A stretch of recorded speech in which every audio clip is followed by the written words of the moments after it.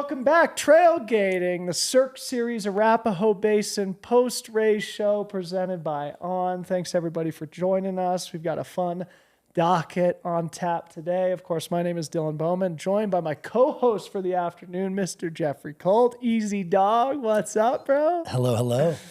Jeff also pinned a race bib on today, as did I with my lovely wife, Harmony, who's sitting right next to us. We'll get to our triumphant results here in a second. But also joining us, not to bury the lead too much, women's champion Jane Moss, now newly Boulder, Colorado resident. Jane, congratulations. Thanks for joining us. Thanks. Yeah. Stoked to be here. Yeah, so we were just saying, both Jeff and I, I feel like we know you. I feel like I've seen your name in results, seen your photos and various Instagram feeds. This is obviously your first time appearing on any of our Freetrail content. So maybe just provide a quick introduction of who you are and your experience with the sport. Yeah, so I'm Jane. I was born and raised in Salt Lake, but just made the move to Boulder in June.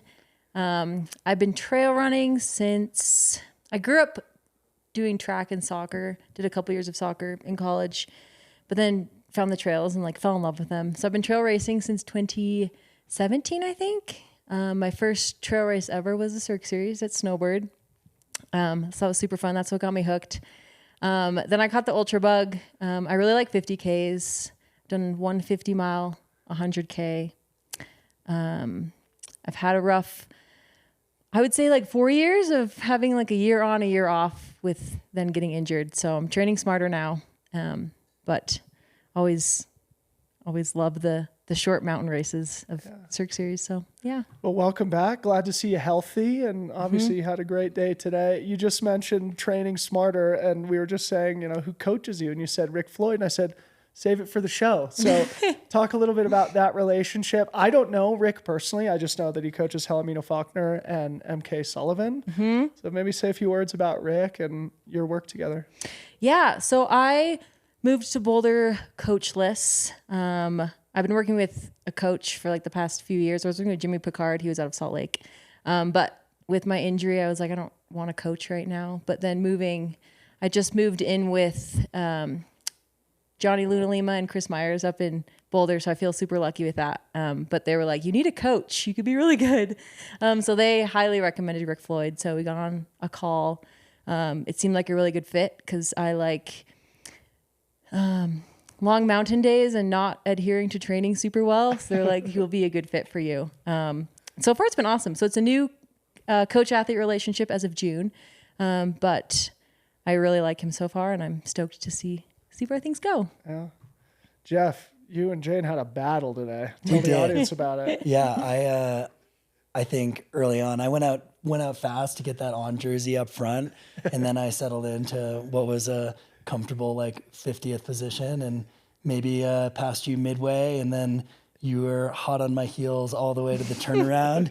And I thought I had some good downhill legs, and I kept looking back on these switchbacks being like, wow, Jane is closing on me incredibly quickly. I had this image of just stepping aside as you blew by me at the finish, but I was able to hold you off for the last couple seconds. Yep. But yeah, this is how many Cirque Series races are you in now? I've finished 4 and I've signed up for 5 because 3 years ago at Brighton, I tripped at mile 2 and broke my nose and got surgery. So that was my last Cirque Series. Had a mixed bag of results. So I need a redemption here. So this is my a good redemption race. 4th. So take that $1,000 and put it against the surgical costs of a couple of years ago. Exactly. Yeah. Yeah. But yeah, I had the kind of ultra mindset. I was like, 9 miles is short. I can go to the well. Just push as hard as you need to. So. So tell us more about your race today. Were you kind of up front for most of the morning, or did you have challengers that you were sort of keying off of, or how did it play out? Yeah, I had no idea who was running this race, so I didn't know. I assumed it was going to be competitive because it's the Cirque Series always are. But I went out. I think I was maybe the 4th woman, and then mile 3, me and I think Allison Rudy. We were running together for a little bit, and then I passed her at mile 3, and then from there I was leading.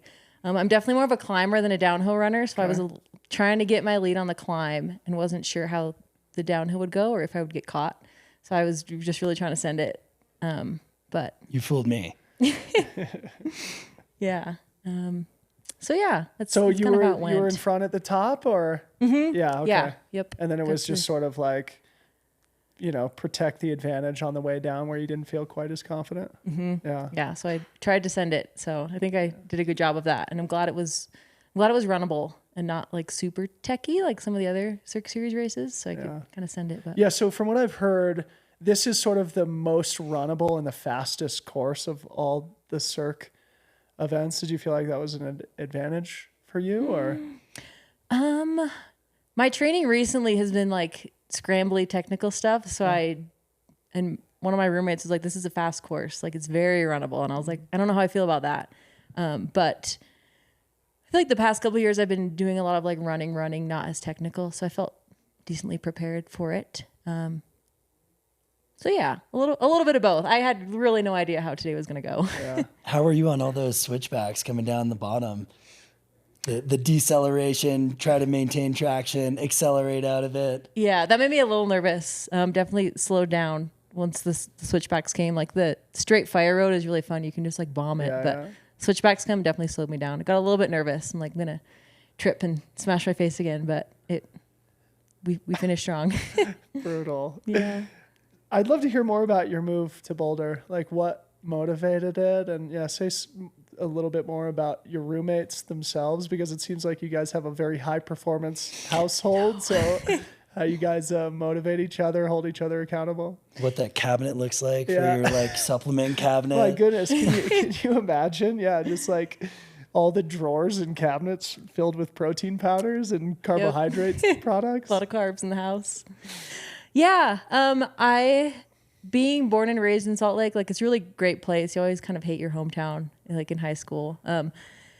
But I've been wanting to move for a really long time. And even though it's like the trails there are amazing, the mountains there are amazing. I just seemed like a good point in my life where I was like, if I don't do it now, I'm probably never going to do it. Yeah.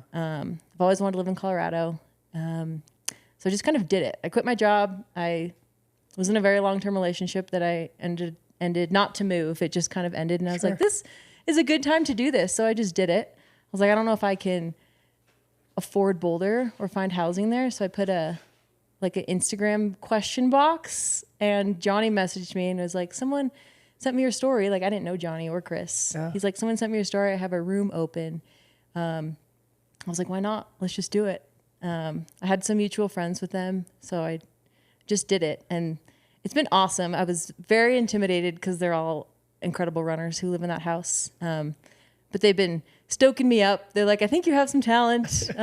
Just train smart. They're all like giving me all their people to work with so that I can stay healthy and keep racing because I do love it. So it's been a good move. So how long has it been now since you've been settled in Boulder? 3 months. So very still fresh. Very fresh. Yeah. Mm-hmm. Well, the natural next question is, I mean, as we were all saying, and as your roommates identified, you clearly have talent and you've had success at, Cirque Series races and other places in your career. But I'm sure a lot of people would love to hear sort of what your goals are for the future now that you are settled in Boulder, you're back healthy again. Where do you see your running career going? Yeah. So I signed up for a bunch of races last year and kind of I was hopeful. I was like, this is going to be my year. And I just backed out of them because I couldn't figure out what was going on with my hip. So this year I didn't have anything on the schedule. So I was like, I just want to be able to run again healthy. Yeah. So I didn't have much, signed up for this like 3 weeks ago. Cause I was like, there's spots open. And then I'm part of the Air Viper racing team. So I'm going to do Javelina 100K in October. All right. We'll see you there. Yeah. Stoked for that. And then it's been a long time goal of mine to get a golden ticket. So I've signed up for Black Canyon the past couple of years. Haven't been able to do it. So February, Black Canyon. Quest. Yeah. You got Starting the recent quest. golden ticket recipient here in studio. I got a couple back in the day myself. So yeah. Black Canyon's a good one. Yeah. Pretty. Yeah. I don't know. It's just getting so competitive, but I'm like, why not? That's exciting. Yeah, lean into it. Yeah. I feel like every golden ticket start line I I towed, I'd like have this moment of panic. And remember even calling Chris Mocco and being like, Chris, this start list is so good.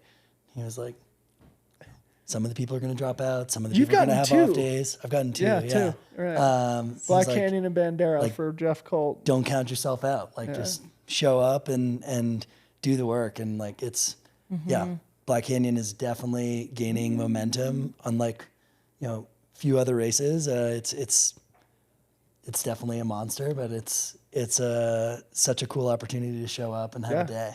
Yeah. And your roommate Chris Myers got a golden ticket there last year. It's sitting in our kitchen, and he's like, I'll train you on how to get that. Perfect, like manifestation partner for it. So, but I also really like, I've done the most 50Ks. I feel like that's the distance I'm best at. So I definitely I'm going down to 50Ks now. I used to be like 100K to 100 mile type guy. Now it's like I can barely muscle my way through a 50K. But it is a fun distance. So yeah. I've only done 100K. 150 mile and a bunch of 50Ks. So I just feel like that's what I know best, and you can still have an evening and not, I don't know, you don't have to be running all day, but I don't know. I love it all. Do you have a mantra, or what was going through your head during the race today? I kept telling myself, like, just go to the well. Like, this is going to be over soon. Like, just, if you have nothing left or if you blow up, like, you can keep pushing. Yeah. So I feel like the people in front of me and behind me could hear me, especially in the last 3 miles, because I was just like talking to myself, like, keep going, 2 more miles. There's been some proof out there, at least I've heard on podcasts, that there's proof that self-talk is really actually a huge advantage. Harmony keeps coaching me up on that. I got to really improve my self-talk. Yeah. Yeah. Like, were you referring to Jane in the third person, or just talking to yourself? Like, I'm saying you, so second person. You got this. Okay. Yeah, you got this. Try changing it to Jane, I mean, leaning into that the third person. I'm looking at the results now. Jane Moss, 1 hour, 19 minutes, 28 seconds, a mere 16 seconds behind Jeff Colt. That's freaking fast. Great run today. Congratulations. Before we let you go, maybe say a few words about the Cirque Series in general, because this is my first time attending. Jeff, you can contribute to this too. And I'm just blown away. Like, what a freaking awesome day.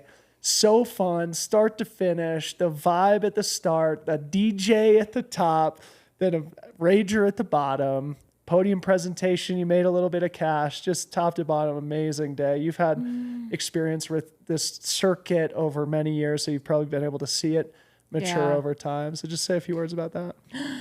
I love the Cirque Series. It definitely has like a special place because it's what got me into trail running. It was my first ever trail race. I've had good and bad experiences there. I had a mutual friend to Julian Carr, my friend Dave. So I've kind of gotten to know Julian, and he's like gotten me into some races, and he's just like an amazing person. And I think the trail running has such an emphasis on ultra running, and I think it's really cool to have like the shorter races that are like super fun. The vibe's awesome. They treat everyone really well with all like the swag, and having prize money at a trail race is unique. Yeah. But they're so fun. And I've signed up for so many that I haven't ended up getting to the start line, but I hope to do like so many more because they're just so fun. The vibes are great. Yeah, they definitely go deep on the swag. I remember one year I did the Maxford October, the first year they did that, and I think our team ended up getting third place, and I was like, wait, this is like $5,000 worth of swag. And it was a big month of like running and training, but so you deserved it. Still like amazed at what Julian puts together. And I'd say like for ultras, for longer races, when they're at ski areas, I'm kind of like a little turned off by it. And Julian flipped it on its head and was like, let's lean into the ski area. Let's lean into a shorter course up and down the mountain.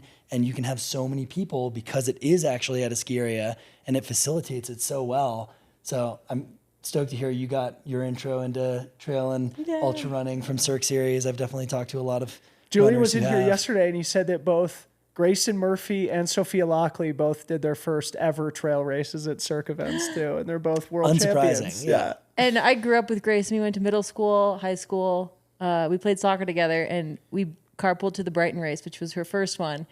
So I got super competitive because I was like, I'm supposed to be the trail runner. And so that's when she obviously was smoking everybody. She just blew me out of the water, but that's when I tripped and broke my nose. Oh, So she's, it's a funny story.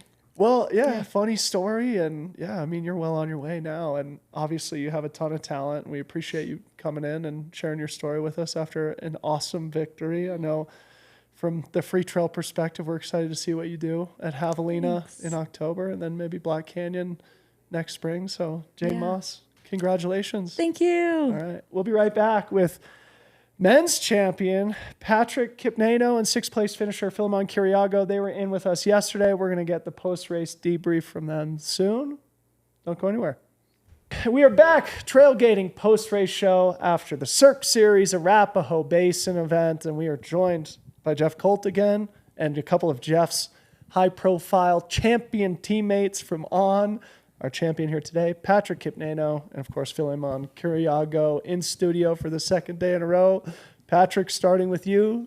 You won the race, 1 hour and 4 minutes, under 7-minute pace for a 9.5 mile race with 2,500 feet of climbing. Tell us about your performance today. How did it go? First of all, I want to thank race organizers. And also I want to thank the fans who was cheering us. The competition was very hard. Even I was not expecting that I'm going to win. Yeah, because the elevation was too high for me, and I thank God because I won the race. Yeah. What elevation do you live at in Kenya? Like, how does it compare to the elevation, the altitude here? Because it is very high altitude here. Yeah. In Kenya, we are training in altitude of 2,400 to 2,500 meters. So that's about 8,000 feet of altitude. Yeah. So. And you said in Austria it's like 1,400? Yeah, in Austria it's 1,400. Yeah. The highest point in Austria is 1,400, but it's 2,400. But we normally train in 2,000. No, in 1,400 to 2,400. Yeah. Yeah. Both my wife Harmony and I did the race. We were only 1 hour slower than you today. Yeah. And the whole way up, we were both like, oh my gosh, we can barely breathe. 12,700 feet is the high point of the Cirque A-Basin race. Jeff, I mean, even living at 6,000, it hurts, doesn't it? Oh yeah. I made a calculated decision to sleep in my own bed at 6,000 feet instead of coming over here to 10,000 feet last night. But it's different. It's a different burn. Yeah. Philemon, tell us a little bit about your race. You can show the camera the wound that you sustained on your hand. I'm sure people would love to hear about that. Yeah, first of all, I want to thank all the race organizers and all the fans. My race was very fantastic. I tried to learn to my maximum level. I said, even if I come to last, I must complete the mission. Yeah.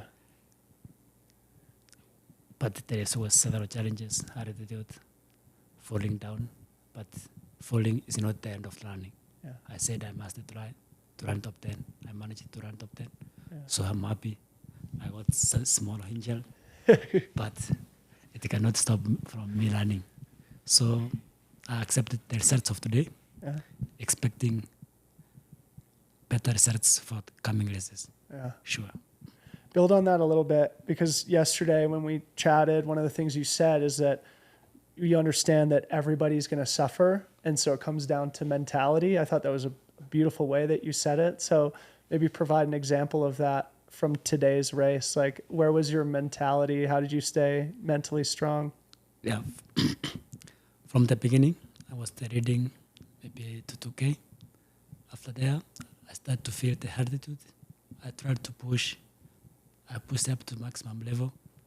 I had my body's not moving, but I said, even if I become the last, I will finish.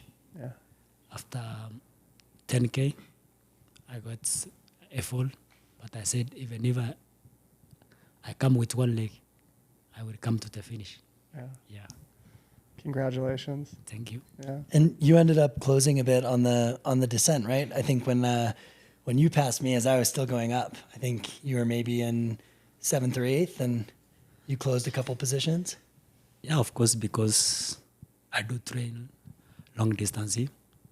As the distance goes, the more my speed increases. When I 10 kilometer now, I started to learn very fast, but unfortunately, the game is over. Poor calculation, but hopefully I will try to interact with Patrick when on a training. He give me some skills, how can tackle some races which they are not too much longer. Yeah. Patrick, we're about to chat with Johan DeLeon, who finished second behind you today. Did you have a sense of how close he was? Did you feel like he was challenging you, or were you in control of the race for the whole time? I started controlling the race after 2 kilometers, and when reaching around 4 to 5 kilometers, I was in front for around 70 meters. Then I started controlling the pace well. Yeah. And you won by about 45 seconds, an hour, under 65 minutes. So faster than last year's winning time by Eli Hemming on a longer and slower course. Were you happy with your performance today? Yes, I'm very happy. Yeah. Okay. So before we let you go, and thank you guys so much for coming in twice. We obviously covered a lot yesterday, but I'm sure the fans would also love to hear you talk about what's coming up. Obviously, you have 2 more races in the next couple of weekends, so you're probably going to be traveling to San Francisco in the next couple of days. So talk a little bit about your goals for the Headlands race and Mammoth Trail Fest, which is the next time we're going to see you in a couple of weeks. For now, we are going now to start a new program because we have finished the first race in United States. Now we are going to plan for the next race this coming weekend for the Golden Trails. Yeah. Very low altitude. Low altitude. Okay. Philemon, anything you want to add? Yeah, of course, Patrick has said what I was planning to say. But now, after this competition, he has made us to learn something that when we are going for the low altitude, maybe I think we are going to fly. Yeah. Because we have had the high altitude. Now when we go there, to show people that we are coming from high altitude now. Sure. It's a beautiful place where you're going. We live there, and it's an honor that you guys will come and run and race on our trails. I wish we were going to be there because we unfortunately are busy with a prior commitment, but it will be an honor to have you guys racing in Marin County where we live. It's a beautiful place. Thank you. Patrick and Philemon, we got to do a little cool down jog together, and Adrian McDonald and I were commenting on how slow our cool down pace was, but specifically how slow your cool down pace was. When you are running slow, like how slow are we talking here? Any comment on that? You know, when you tell Kenyans you want to go for a jogging, it might be very slow because you set the brain that I'm going for a jogging. You cannot run very fast. And we were very tired from the race. Now we were trying to tell muscles that we want to return the previous path. Yeah, it's always like a good wake-up call when people run way faster than you when they're racing and way slower than you when they're cooling down. Like, gotta find those ends as opposed to just existing in this middle ground of running too fast when I'm supposed to be slow. Yeah, of course, in running, we are very fast. But when we come to maybe walking, Kenyan can walk slow. You cannot think that they are runners. Yeah. But when they come in terms of running, you cannot think that they are the one that which you are walking very slow. Yeah. Running, they are very fast. Patrick, maybe say a little bit about this too, because it is something, I'm glad Jeff brought this up, something that you hear in America as it relates to Kenyan athletes is that obviously when you're doing your workouts, doing your interval sessions, it's very high performance, but recovery runs, and then like Jeff was saying, your cool downs are at a much slower pace. talk a bit about that and the balance, not only with the cool down today, but in your training. When you do recovery runs, is it at a significantly slower pace? Thank you so much for that question. For me, when it's time for speed work, I normally I focus on speed work. For 1,000, when I can go for around 238 or 239 pace. And when it's reach time for jogging or easy run, it is easy run. Jogging is jogging, easy run is easy run. For example, for the last 2 months or 3 months ago, most of the time I'm training my own training, and then after my training, I train with guests, people who want to train with me and Philemon as champions, and we are going with the pace if she or he wants. Yeah. Okay. Yeah. Even the pace of 8 or 9 by kilometers, I'm okay, or 12. Yeah. It's a great lesson, isn't 20-minute miles. Yeah. Yeah. It's a great lesson. Something that we should all probably implement a little bit more. If only we could run as fast at the high end as both Patrick and Philemon, then we would be equally accomplished. Well, congratulations to you both. Awesome run today. Thank you. Good luck at the Headlands race, and we look forward to seeing you both at Mammoth Trail Fest in a couple of weeks. Cheers. Thank you so much. Congrats, guys.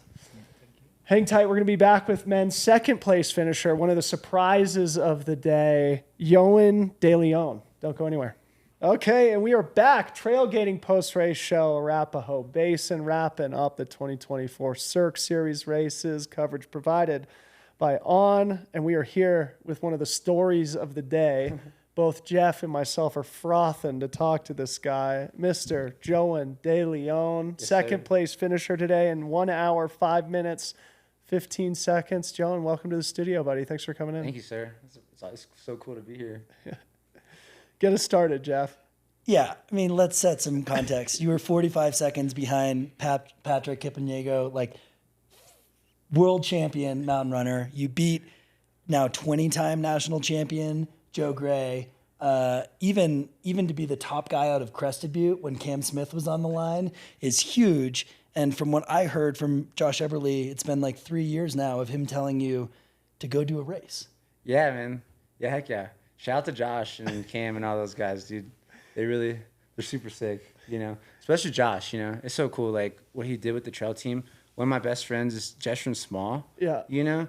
And he's kind of the one that, like, I saw him running on, like, VT one day, which is, like, a super flat area where, like, a lot of people run in Gunnison. And he, like, saw me, and then next thing you know, I think I, like, was running with him a week later. And then, yeah, he kind of was the one who, like, really just introduced me into, like, the trails in general, you know, because growing up in Texas, like, everything's private land, you know, and, like, I grew up, like, in inner city and stuff like that. So when I moved to Colorado, like, you know, all the folks were like, oh, man, dog, this is public land, you know what I mean? Like, you can go over there, you know, and I was always scared. I was like, I don't want to trespass or anything, you know, there's a lot of consequences in Texas for trespassing. Right, to make my day laws. And things like so that. now it's cool. Like, now I'm just exploring and stuff like that. It's, you know, I'm just doing my thing. All right, well, now you got to tell us a little bit more about your background, because obviously, like, I mean, as Jeff said, you were in a Patrick Kipnengo, Joe Gray sandwich, second place, an incredible result for you. Obviously, this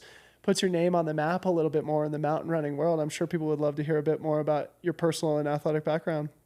Yeah, man. I grew up like in Waco, Texas, like inner city, you know, just like on the north side and stuff like that, and like pretty much just grew up running like summer track. Like in Waco, it's a big thing. Like your parents work all the time, you know, like, so they just drop you off at summer track practice, you know, when you're like 6, you know, and you go. So I was very blessed to be able to have some cool peers, like the Baylor University track kids are your coaches and stuff. So that kind of, you know, they kind of guided me into that. And yeah, and just kept on going. Like my mama was a runner, her and twin sister and stuff. And then like never really, like college kind of wasn't really a thing until like my junior year of high school, and then started taking it a little bit more seriously, and was able to just like get school paid for essentially. And yeah, and then fast forward like to like, you know, where we are now and still going, you know, obviously a whole different scene, not on the track scene, you know, and stuff like that. But yeah, and then just super blessed to be in, you know, in the location I am now, like, you know, so. What was your route to Crested Butte? You've been there 3 years, 4 years? Like 4 years. So yeah, my best friend, Cade Michael, shout out to the Michaels, Donnie and Miss Karen. So he transferred out to Western to finish out his running eligibility, and I was getting ready to graduate, and he was like, yo, you don't want to go back to Waco, you know, you should just come crash. Hopefully my landlord at the time's not hearing this because she didn't know I was staying there. But like, but basically I was crashing with them, and then fast forward like, you know, 4 years later, I'm still in the valley, you know, doing the thing. But yeah, I mean, now then, got introduced to the trail running scene, like from Jess from Small, my other good homie. And yeah, he really kind of just was like, oh man, you can kind of like do something with this, you know, if you keep doing it and stuff like that. So I kind of just kept doing it like on my free time and stuff. And yeah, I guess the rest is history. Like here we are now, you know. At the end of the race, I was like, Joe, did you get second? He was like, no, I got third. Joe Gray, who got second? He was like, I don't know. That's what I heard too. Just this kid from Crested Butte. I said, Cam Smith? Yeah. Like, no. Like, no, it's not Cam Smith. I finally found Cam Smith. I was like, who got second? He was like, I've never even met the guy, but his name's Johan, and he lives in Crested Butte. And for the last 3 years, I've just seen all of my Strava times get eaten up by this guy, Johan. So it seems like you've had a couple of years of dedicated running. Is this your first race? No, so my first ever trail race was the Grand Traverse, and originally Jess was trying to get me to run Pikes, and I was like, I don't know what that is, but I don't know, you know, I don't know if I can get off work or whatever. So we mentioned the Grand Traverse, and then I went to the Nordic Center and was like begging the Becky there, and I was who was like the director of it, and I was like, please, like you gotta let me in this race, you know. And she's like, we do know it's like 40 miles, you know, and I was like, yeah, I know, but like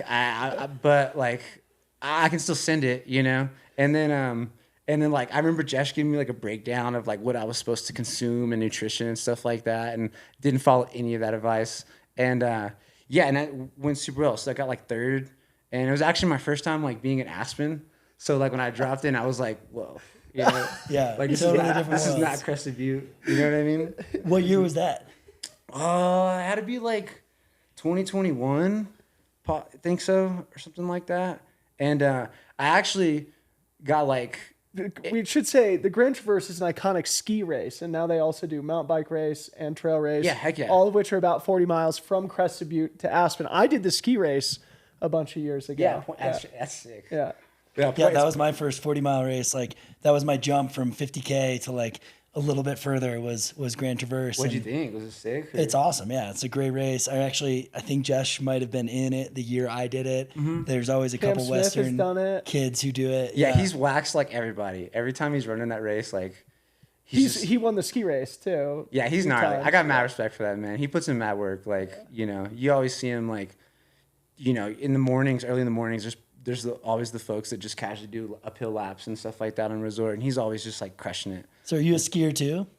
Yeah, heck yeah. I really got into it like a couple years ago, and then last year I was just like, yeah, I was just chasing POW like all the time, and then I was like, this is the sickest thing of all time. And like the people I work with are like, they're the mountain sports coaches, so they're like essentially like the Jedis chasing these younglings around the mountains, you know. So I get to shred with them all the time, and it's like, I was like, where has this been my whole life? You know what I mean? And so kind of just do that. I'm honestly, like, I'm really looking forward to that more than like the running part of like this year, you know? Like I'm just ready to, you know, get on to chase POW again with the Jedis. Just get on some skis, man. You know, work on some telly turns, you know, and just... The strength is in telly. Yeah. So you've mentioned your job a couple of times. Obviously, you're repping the Bradery in Crested Butte. Yeah, you promised Joe Gray a loaf of sourdough. I did. If he's dead, he can always hit me up. Tell us about your professional bakery career. Yeah, so I like have the best boss in the world, Meg. And yeah, we have this restaurant called the Breadery that's on Elk Avenue. You know, shouts to the Breadery. You guys should come by anytime, you know. But we have like this like 63-year-old starter because my Meg's from Poland and stuff like that, and her grandma started. So yeah, this year I've been really baking a lot, and it's super cool because it's like it's like the OG way of eating food. You know what I mean? Like goes back civilizations. You know what I'm saying? So it's a cool skill to have, and like I really hope Joe Gray hits me up for that because like I'm down for it. You know, I can make him some killer bread, and yeah, I mean Meg's the best. Like she gets me a ski pass and stuff like that. So like in the wintertime, you know, me and all the homies at work will go ski in the morning, and then service shift starts at 4. So like we'll come in and work, you know, and talk about our cool, you know, days of, you know, our cool turns that we had, our jumps we dropped and stuff like that. So, you know, but yeah, for real, shout out to the breadery. You guys should come to the breadery sometime. I can't wait. You got to send me a loaf. Come on. Of course. Drop the Addy. All right. So there's a couple funny stories that we need to get to. Maybe we just get us started, Jeff, with the Imogene thing. Yeah. Because You told me you weren't planning on doing this race until last night. Yeah, so like basically I've never been a Telluride before, and I've was like, oh man, like Imogene Pass race, like someone told me about it last year, and it was like point to point, you know, dropping in your raid. And so I was really, really stoked about that. And then unfortunately there were like a couple weeks ago, there was like a storm that kind of messed up some of the course. So it was so now the race today was like a lollipop from Uray that started and finished in Uray. And then I was just like really bummed about it because, you know, and then I was like, oh, like I think like the Cirque Series race is the same day, you know, and it was wasn't that expensive to kind of get in. And so got in and then got my shift switched because I usually work the nights. So I got someone to like cover my night, and I was baking yesterday morning, and then just kind of booked it over like this morning at like 4. I left the Butte at like 4:30 in the morning, and then was like, this is my new favorite runner. Yeah, this is absolutely my new favorite runner. Heck yeah, thank you, man. I appreciate it. And I got in the parking lot and was like, I need to rally. I'm so tired. But this is gonna be great. Like I was thinking positive, you know. And then they were actually giving out like free sugar-free Red Bulls at the register, so I like slammed one of those, you know. And then was just like, and then I got to the line and I was like, dude, there's some heavy hitters here, you know. This is sick, you know. And then I guess it all turned out pretty nice, you know. So Okay, so let's talk about the race, and then we have to come back to the other funny story from the Austin. Driveway 5K. Yeah, the Austin, escape mission, it sounded like. But the race today, I just got to, give you further kudos here. So, again, you were second behind Patrick Kipnengo. The top 10 also included, obviously, Joe Gray, who we've mentioned, Cam Smith, fellow Crested Butte area champion, ski mountaineer, and trail runner. Philemon Kiriaga, who's just in here, amazing Kenyan athlete who just went toe-to-toe with Killian at Sears and all. Brian Whitfield, another great young athlete. Josh Epperly, we've mentioned. I mean, outside the top 10, obviously Jeff was in the race. Ryan Smith, Tyler Veerman, like Adrian McDonald, studs in the field today. So with that as the context for our audience, just give us the quick race report, like the strategy, the execution, how it all played out. Yeah, I mean, like every time I kind of just like have the opportunity to race, like no matter whoever is on the line, it's always like the goal is like the gold medal goal is to always win the race, and so I wasn't really like that was obviously what I was thinking the entire way, and when the race kind of started, I was like, oh man, I'm feeling kind of good right now. Like, this is kind of sick, and then I was like in the front. And then I started like pushing a little bit, like once we got across the highway, and I was like, dude, yeah. And then this is cool. And then started to feel a little bit, but once we got more in the higher alpine, I was like starting to make moves and cover a lot of ground. And I was like, dude, like I'm still here, man. Like this is sick. Was Patrick a little bit out front at this point? So I saw him the entire time, Yeah. like literally, like when he hit the peak, like I wasn't too far behind him, like Yeah. really. And then was with Joe Gray pretty much the entire time, and then started like to push a little bit on that last push up to the peak where the turnaround was. And then I was like, dude, like we just got to send it once we hit this turnaround. Like, I don't care what happens. I don't care what my form looks like, if the arms are wailing, but like these legs better be pumping, you know what I'm saying? And then, so I was just booking it down, and I kind of saw him, the homie Patrick, like I saw him like the entire time, and I was like, oh, I'm not too far from him, but I just got to keep my eyes up and keep them on him. And then almost like running scared because I was just like, dude, like I know he's coming behind me, you know, he's hauling, and so yeah, I just kept that mindset and just kept pumping, and then I knew we were getting towards the end of the race, and I was like, oh, dude, I'm still here, dude, I'm second place, you know, and then I crossed the finish line, and I was like, oh yeah, like we did it, guys, you know, like second place. You know, obviously we won in first place, you know, but That's a big deal, it's man. kind of like, I mean, it's cool losing to the world thing, champ. guys, you're saying, you know, world champion, you know. Like he's a somebody, you know what I'm saying? He's not just the average Joe Schmo. He's definitely a somebody. Philemon, as Dylan pointed out, was like a couple seconds behind Killian last week. That's like sick, we're talking man. some of the biggest names in the sport, and I think Patrick is, if not the highest ranked UTMB index runner in the world, he's the top 5. Yep. See, that's gnarly you say that, man. That's cool, you know. Yeah, I mean, Cause like I aspire to be like these guys. Like it's cool. They get to like do this for a living, you know, and like obviously that's like a dream to do that and stuff But like dude, that. So you're it's cool. there, man. Like if you want to do it, you can do it. And I hope this gives you that knowledge. Heck and yeah, obviously heck yeah. we want to hear about goals for the future and stuff like that to the extent you've put any thought into it. But first, tell us about the Austin escape experience or whatever it was. We have no context on this story, but we heard it's very Oh, good. heck yeah. So we go by like seasons, obviously like every ski resort, and like we have an off season where there's like no work or anything, you know, and off season is like it's a great opportunity for me to go back home and visit my family and stuff like that. And the funds were low key kind of low, like I'm not gonna lie. And I was like, dude, there, one of my homies like hit me up about this like driveway loop race that they were doing for like running, because usually it's a cycling kind of gig and stuff like that, and like put it on, and Loop was like advertising it, and so I was like, dang, I can win some cash money. I just need gas money to get back to Crested Butte. Like that's all I need, you know what I'm saying? Like, and because once I get back to Crested Butte, I can start working again, you know. So I pull up to this race. I actually like forgot my running shoes because I was like in a rush. But On was actually demoing their like new Cloud Echo shoe, which shout out to that shoe. That's a sick shoe. Echo Boom. Yeah, heck yeah, it's cool shoe. And so they had some size 9s for me, and then I was like put them on, and I won and stuff like that, and got the cash prize. And How stuff much was it? How much did you win? I think it was like $250 or something like that, which Enough is like gas money to barely perfect. get you It's home. a perfect amount. Nothing more, nothing less. It's like all I needed, you know. And so, and like super cool shoe. I saw like the homie Carlos after it, and I was like, these right here, man, these are it, you know.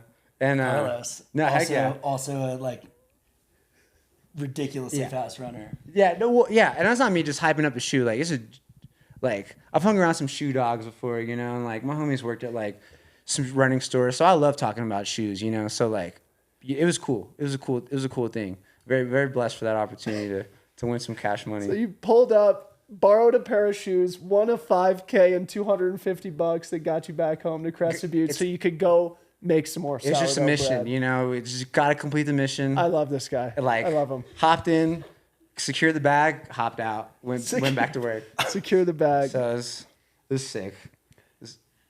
All right.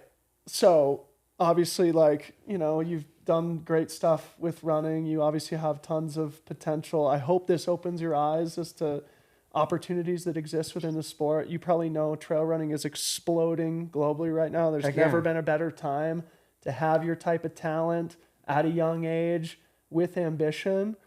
Tell the audience, like, what excites you as a runner? Like, where do you see your career going? Yeah, I mean, it's just like keep exploring more. Like, it's cool what you can do on 2 feet, you know, like growing up, like living in Crested Butte, like obviously like mountain biking is a big thing, and like all my homies, like they're really big mountain bikers and stuff, but it's just like, it's just something about the simplicity of just like journeying out there, you know, and being able just to do it on 2 feet and stuff like that. Like, you know, and, you know, if you love it, it's really easy to just, even if you're tired from work and stuff like that, you can like keep rallying and then just like keep that inspiration going and stuff like that to go journey out there and stuff like that. I think race wise, I haven't really thought about that much. Like, honestly, I know like one of the things that's what's crazy about like the trail racing. Dude, if I give you gas money to drive to Marin County next week, will you go buckle down in the Golden Trail World Series against the dogs from Europe and North America? I mean, it'd be cool. I have to I gotta work though. That's the thing too. Someone's got. What's your boss's name? Meg. Meg. We're sending our boy Joen to Marin County. The week after that, you're going to Mammoth Trail Fest, and we're sending you into the stratosphere, man. That'd be wicked. Yeah. I'd be super down for that. Hop on the bus with Josh and the Western kids to Moab Trail Marathon. Yeah, a little bit longer, but you would throw down there for sure. Heck yeah, it'd be super sick. I have some homies that are going out there to run. I got some homies that are on like the trail team in Boulder. Going out there to hopefully run fast. But that'd be pretty sick. Actually. Yeah. All right, Jeshrin, be sure to share this. Yes. And amp your boy up. Yes. And if you need to send me Meg's email address, cell phone number to contextualize what you just did this weekend and what you could do, and the fact that you could do it wearing a Breatery singlet. Yeah, that's. Oh my God. She's honestly been mentioning that quite a bit. Like she's super down. It's kind of funny because a lot of the people at Breatery didn't know that I was running. I kind of kept it low key, and then one of the dudes leaked my Strava to the staff, and then he was like. They were like, what's going on here? You be running like this, And I was like, yeah, I mean, it's so. So tell us, actually, before we wind down, I'm personally curious. I'm sure a lot of people would love to hear. It seems like you have sort of a casual approach to the sport, even though you have so much talent, obviously. I'll go find your leaked Strava myself, but anything you can share about what you do for training, what it looks like practically, whether you have a coach or if you're training with people like Jeshrin, how do you stay at this high of a level? Yeah, I mean, when I would run quite a bit with Jesh before he moved to Boulder and stuff like that, but most of it was kind of by myself. But when I really started just to when I signed up for trail races and stuff like that, I was still having the college distance runner body, you know what I mean? And then it wasn't until last year. I was running a lot, before work and putting in some heavy numbers and stuff like that. What does that mean? I was running maybe you guys probably run a lot too. But I was running 100 miles a week, in Gunny. And Gunny isn't there's beautiful trail networks everywhere, but you may not just as much elevation as you would like, So, so I was still coming in with a real almost just track fitness in a way. And I ran Pikes last year and was in You're top 10, right? I was I was in top 20, but I was in 7th with 5K to go. And once I got to the Golden Stairway, we just kind of bonked really hard and was on the bus down with all the folks that finished in the top 20 and kind of just you're in a way kind of just seeing the body build, and seeing their strength. I remember seeing a lot of the European athletes, and they got a slimmer body but tree trunk legs, and, yeah, and I was dude, that's I think that's what I want, and so that's where I want to be. So this year I was really big into being mountain fitness strong, never thought on earth that I would be skiing, but Nordorking. I never thought I'd be Nordic skiing. Sorry for calling it Nordorking, but that's all good. You're in good company.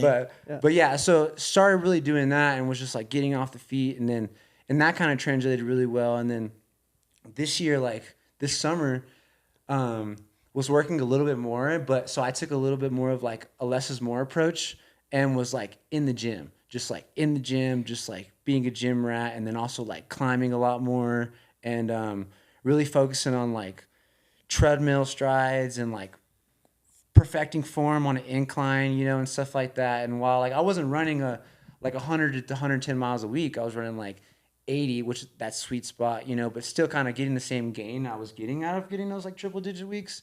And it just kind of just really was translating a lot. And I would bag peaks and CB and was just feeling so good, going up. And I was this is kind of crazy. I thought that was gonna I just never thought this would be the way, Instead, I always thought you needed more to do more and just do that. But it's kind of, it's cool seeing it finally. I haven't raced at all this summer, at all. So this was the first like of the 2024. So like, it's kind of cool seeing it kind of just like translate and pay off. Couple quick questions for you. Yeah, man. What's up? Where'd you go to college? I went to Texas State. I went to Tarleton State in Stephenville, Texas for a few years, and then transferred to Texas State. And you ran at Texas State? Mm-hmm. And what are some of those numbers?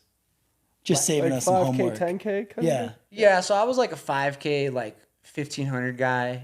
Like I went to schools where primarily like time necessarily wasn't like the times you were running wasn't necessarily like the thing. It was more of like the points and winning championships and winning conference and stuff like that. So like, I wasn't running like low 14s. I was running like mid 14s and stuff like that, and like low low 350s and stuff. Like it was more of like being able just to have a crazy range. Like you want to be the 5K runner that can also run an 800, and I think that's kind of what like is kind of sick and kind of translates a lot. Like definitely sick. Like I'm very blessed to like have that track background, and being able to have the form and stuff like that, and then use that to like work on like the mountain part aspect of it now, and it's a super awesome thing. Yeah, man, I could talk to you forever. How do we put together a crowdfunder? I mean, come on. I mean, we'll chip in right now. No, heck yeah. If we can get Meg to give you next weekend off, maybe even the weekend after, we're funding your flight. Dude, that'd be so sick. Let's go. Heck yeah. Well, Joan, you're the man, dude. I'm so glad to meet you. Thank you, sir. It's awesome. And we being appreciate here. you coming in, and congratulations on an amazing race here today. Yes, I hope sir. you take a ton of confidence from it.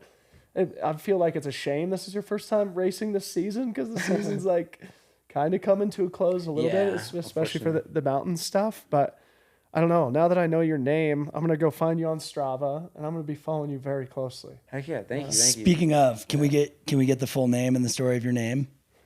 Yeah. So of course. So Johen Robert DeLeon. My great grandfather's name on my mom's side is Joe, and then my great grandfather's name on my dad's side is Robert. So it's like Joe and Robert DeLeon, But we just go Johen, by Johen, Joan Robert DeLeon represent second place here today. 1 hour, 5 minutes, 15 seconds, less than 45 seconds behind world champion Patrick Kipnengo, in front of former world champion Joseph Gray, an absolute legend of my generation in the sport.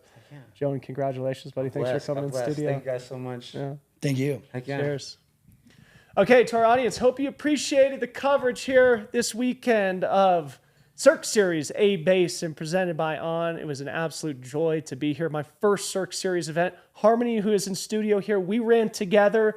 We finished in 2 hours and 4 minutes, more or less. So we were just under an hour slower. Yeah, we were like 203 and change. And what were we, 250th overall? So we were solid mid-packers here today. We're celebrating our anniversary. So shout out to you guys. We got out there ourselves. Jeffrey Colt smashed it today too. 1 hour, an hour 19 or so. So, Jeff, what do you have coming up, dude, as we close down? I'm still working through some ongoing hamstring issues that kind of been dealing with since February, but hoping to turn the corner and maybe Ultra Trail Cape Town, maybe looking toward a Hard Rock 100-mile qualifier early this next winter. I'd love to get another race in this year because it is hard when you go almost a full season with only like one result to post. Yeah. Well, you posted a solid one today. That's right. I got two. Yeah, I'm glad I pinned a bib on like last minute today. Was going to just show up and help out and build some hype. But once I was up in the mountain, just so much appreciation for the place, for the event. Yeah. So happy I did it. Good building block for the future. Thanks for coming in studio and helping with the co-hosting gig, Mr. Jeffrey Cole from Carbondale, Colorado. Big thank you to On for the support all weekend. Super, super happy to be here at Cirque Series for the first time. Big thank you to Tony with the Sony behind the cameras for his production help all week. And of course, the beautiful Harmony Bowman also joining us in studio. For Jeffrey Colt, Joan DeLeon, I'm Debo. We'll see you guys next time. Peace out. Sick.